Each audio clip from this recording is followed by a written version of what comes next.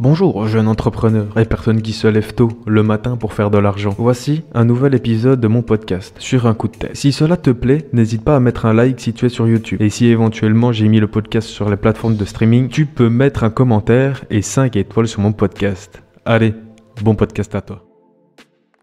Vous comme moi, vous savez qu'on n'apprend pas à gérer son argent à l'école. C'est pour cela que je vais vous donner mes petits conseils pour gérer son argent à 18 ans. Avant de commencer quoi que ce soit, je ne suis pas un conseiller en investissement. Ce ne sont que mes propres conseils que j'ai appliqués personnellement. Je suis pas là pour vous dire où vous devez investir, quoi que ce soit, rien du tout.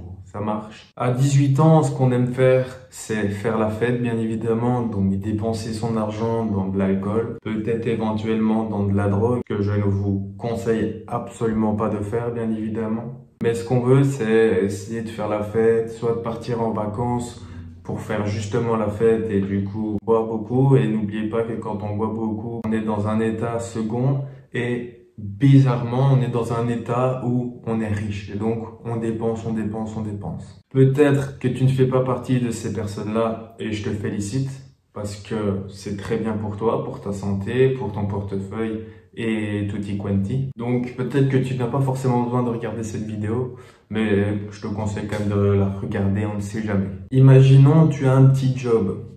Parce que si tu es étudiant à 18 ans, tu as peut-être un petit job où tu sais avoir un peu d'argent de côté. Soit tu as un job, soit tu as des économies de côté. Eh bien, moi, j'ai pratiqué le 20, 30, 50. Qu'est-ce que c'est que le 20, 30, 50?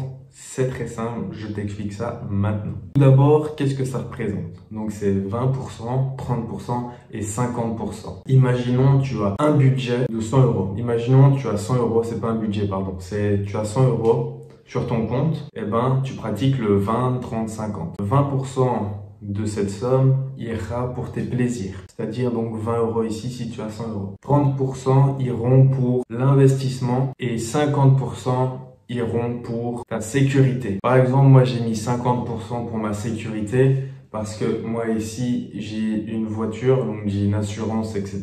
Donc c'est très important. Mais si tu n'as pas de voiture, si tu n'as rien à payer, si tu fais comme tu veux, je te conseille toujours de mettre de côté pour éventuellement, je sais pas, tu as des maux de tête, peut-être tu te casses un bras ou j'en sais rien. Ça peut toujours aider d'avoir de l'argent, même si très souvent ce sont les parents qui sont là et tu as une assurance santé familiale, etc. Théoriquement, si tu vis dans un pays européen où on va dire Belgique, France, Suisse, etc. Donc je reviens sur les 20%. 20% d'économie, donc c'est-à-dire pour ton plaisir. Si je peux te donner un petit conseil, c'est de ne pas mettre ton argent en banque. Le mieux, c'est de l'investir et de le mettre en bourse ou quoi que ce soit, ou dans un investissement tout simplement. Mais ici, tu peux mettre tes 20% parce que c'est pour ton plaisir, donc théoriquement, tu vas tout dépenser. Bien sûr, le mieux, c'est de ne pas tout dépenser. Puis du coup, tu as 30% et tes 30%, tu les investis chaque fois. Donc, par exemple, tu as 100 euros aujourd'hui, tu mets 30 euros dans un investissement. Si le mois prochain, tu as encore 100 euros, tu mets 30 euros dans toi, etc. Et je pense que c'est comme ça que tu peux arriver à une belle petite somme parce que je vais justement t'en parler tout de suite. Mais bien sûr, comment avec 30 euros, si tu as que 100 euros, tu vas pas aller très très loin si tu fais de la bourse. Ce que je peux te conseiller à ce moment-là, alors, c'est d'acheter des livres, d'acheter des formations. En gros, te former grâce à ces 30 euros, à ces 30% plutôt. Tu as peut-être plus d'argent et c'est très bien, je te félicite. Mais ne consomme pas tout, enfin, tu vois, ne flambe pas tout. Je te conseille alors de les investir, que ce soit formation, livre, webinaire, etc., qui peuvent te donner beaucoup d'avantages si tu as déjà de l'argent. Imaginons que, voilà, vous avez économisé votre argent, vous avez 1000 euros. Si vous avez 1000 euros à investir, je parle bien, donc ça veut dire que c'est vos 30%. Donc à ce moment-là, ces 1000 euros, par exemple, vous les mettez en bourse parce que c'est le secteur que je connais un petit peu mieux. Imaginons que vous les mettez sur le S&P 500. Donc c'est un ETF qui regroupe 500 plus grandes entreprises américaines. En un an, ça fluctue de plus ou moins 10%. Donc ça va vers le haut de 10%. C'est plus ou moins ça, ça dépend bien sûr des années, etc. Mais en moyenne, c'est 10%. Donc, imaginons, vous mettez 1000 euros en bourse dès maintenant. Dans un an, vous faites 10% en plus, ça vous revient du coup à 1100 euros en un an. C'est peut-être pas beaucoup pour certains, mais donc ça veut dire que vous allez gagner 100 euros, donc 10%. Et ça en un an sans rien faire, juste c'est votre argent qui travaille. Et du coup dans 10 ans, si vous avez laissé la même somme, et bien donc si vous avez mis 1000 euros, et bien dans 10 ans vous avez 2380 euros sans rien faire, juste vous avez mis vos 1000 euros sur le S&P 500. Je vous déconseille de vous mettre directement sur le S&P 500 comme ça sans rien connaître.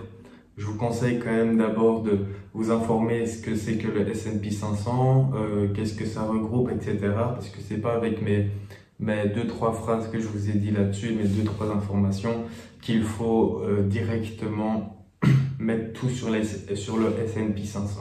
Donc ça veut dire que vous avez 2380 euros sans rien faire en 10 ans. Sachant que très souvent, quand on met en bourse et qu'on investit en bourse, on met tous les mois. Donc ça veut dire que ici, vous avez mis 1000 euros le premier mois.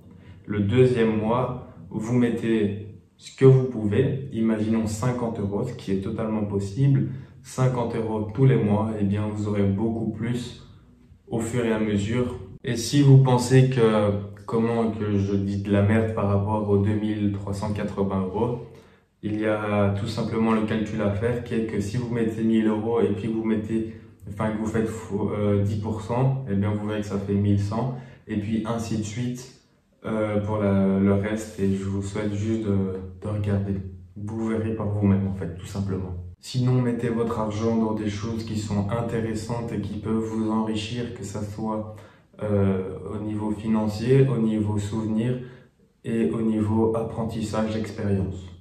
Si vous faites ça, c'est beaucoup mieux que si vous mettez, par exemple, votre argent dans de l'alcool, de la drogue, du tabac, etc. Ça ne sert à rien. C'est peut-être des expériences, mais qui vont vous servir à rien. Bien évidemment, vous faites ce que vous voulez de votre vie. Vous faites bien évidemment ce que vous voulez avec votre argent. Ceci ne sont que des conseils que j'applique moi-même. Et voilà, donc vous verrez bien ce que ça va donner. Et vous verrez bien dans 10 ans où j'en serai par rapport à vous si vous ne commencez pas. Donc voilà. Ou tout simplement, si vous ne commencez pas, regardez-vous où vous en êtes et vous verrez bien dans 10 ans comment ça aurait pu être si vous avez commencé. Enfin, voilà, faites attention à vous bien évidemment et faites attention à votre portefeuille et ce que vous voulez. Donc voilà. Abonne-toi, c'est gagnant-gagnant pour toi et pour moi. On se retrouve dans une nouvelle vidéo et n'oublie pas de t'abonner. À plus.